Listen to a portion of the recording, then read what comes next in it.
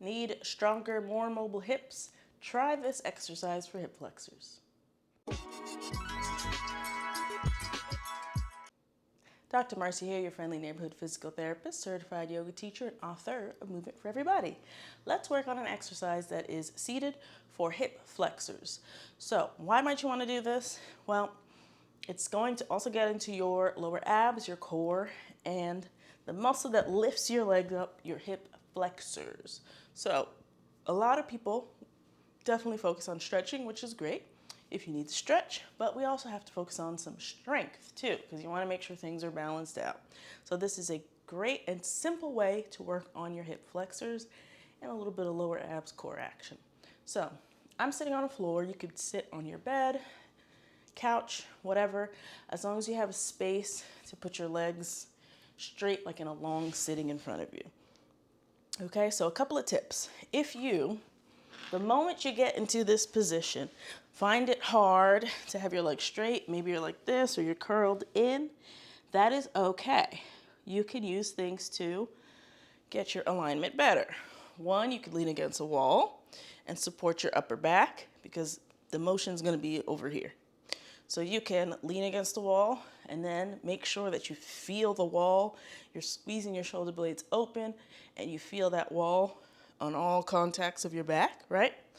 You can sit on something, elevate your bottom, and that usually helps you get into that neutral pelvis. I'm a little tilted too much, so this is too much, this is too much, this is kind of just right.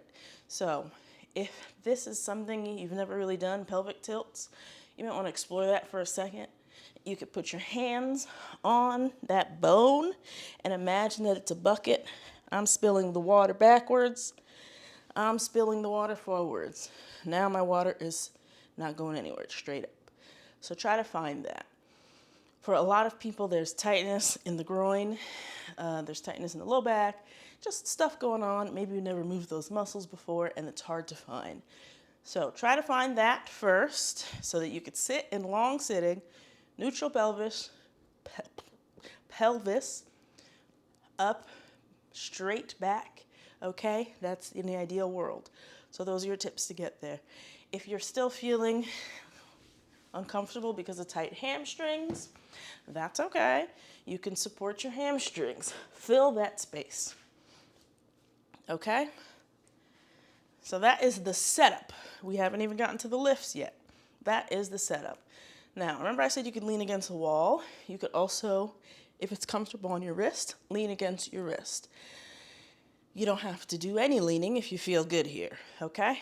All options. You figure out what feels good because you want to be comfortable in this position and solid before you start moving because you want to maintain this.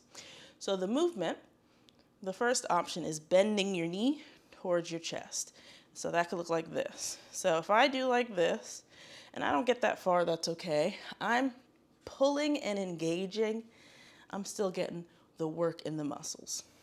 I could also lean back and get a little further. And there's nothing wrong with that. Okay, so that's your one level. Your next level is trying to keep the leg straight as you lift. So squeeze the leg straight and then lift up as high as you can get. If I lean back, I can get a little higher. If I'm forward, I'm not going to get as high, and that's okay. All right. Now, the next level would be to lift and go out and down. So, let me move these blocks. So that would mean instead of squeezing my legs straight, you could point your toes or flex them, but try to keep an active foot. That'd be nice. Instead of going straight up and down, I can go up, out, and in. Now I could make it up, out, and down, up, in, and down. If that feels pretty easy, I could take out the pause in between. So I can just go up, out, in, down. Then I'll be holding it longer.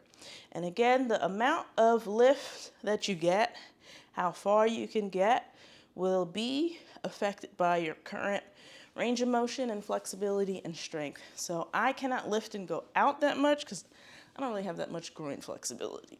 So don't think about where I'm going, just think about what I'm doing, because how you do it in your body might look different, right? Now, for any of those levels, the leg straight, bent, moving in and out or not, there is the option to add weights. You can add an ankle weight to add some intensity, or there is the option to add hold times for more intensity. So if I go up and down, and that feels hard, and I try that, I don't know, once a week for like a month, and I get to the month and I'm like, this is pretty easy. I could go for the straight leg, or before I do that, I can add a pause. So maybe I hold, 1, 2, 3, lower.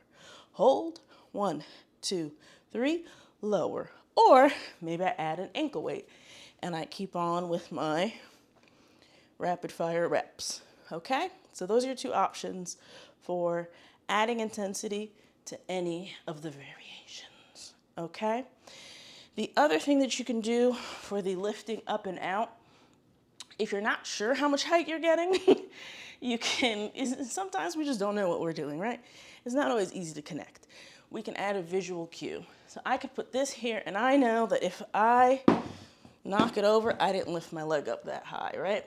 So I could say, I'm working on lifting and lowering, right? And maybe I do this twice a week for a couple weeks and it gets pretty easy. I say, all right, let's make it higher, and I lift higher, okay? And that is how I could use something objectively to measure whether I'm getting higher or not. So those are all your options to get some hip flexor strength in the long sitting position, okay? You could also do bands around the ankles. It's just, or the feet, it'll just be a little trickier. So proceed with caution. If you're the kind of person that always slaps yourself in the face with a band, maybe don't do it, okay? If there's anything else you'd like to see, let me know in the comments. If you liked to see this one, let me know with a thumbs up, and I'll catch you in the next video. Love you, bye.